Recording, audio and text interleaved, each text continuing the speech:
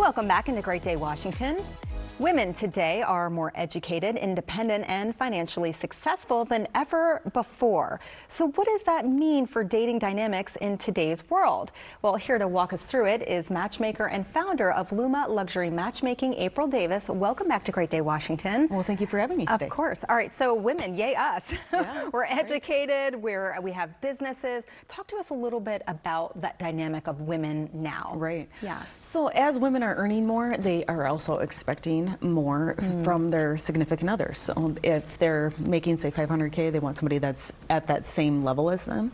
And it's not just about, you know, a lot of times I think guys are giving this narrative that, oh, these women are gold diggers or whatnot. But obviously they're not. They're able to make that money themselves. But what they are really wanting is to have that opportunity to be able to stay home with the kids if they decide to get married and have a family.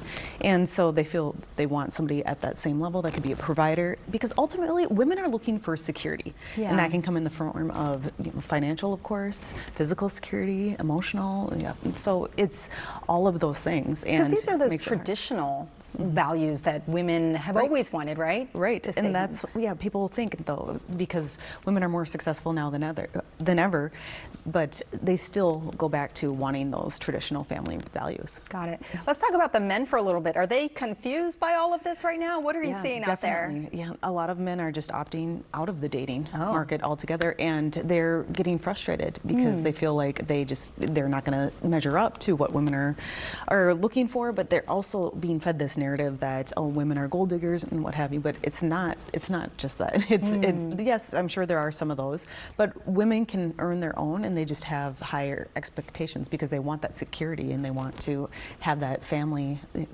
with somebody that can provide it. Yeah. What is this doing to sort of that dating pool for this dynamic? Right. Well, it makes there fewer and fewer options available, of course, because women, again, they're earning more, so then the pool just keeps shrinking. Wow. But although I will say, women are not, it's not just that. They're looking, like I said, they're looking for security. So there's this trend that women are going to Home Depot to shop for husbands. Oh! Because they're looking in the aisles to see if there are any men that they're just capable, they're able to take care of things and lift lumber. Yeah, or whatever. Whatnot. They can fix things. They like that masculinity, and it's not just about a number and somebody's income. Yeah. Although a lot of the blue collar type workers are making more than white collar now, right? Too, which I think is interesting, because I know a gentleman that he is working for heavy machinery and he makes $200,000 a year, and I also know an MBA from Cornell man that he can't get a job. Right. So yeah, it's not always about those degrees and whatnot. It's other factors. Exactly.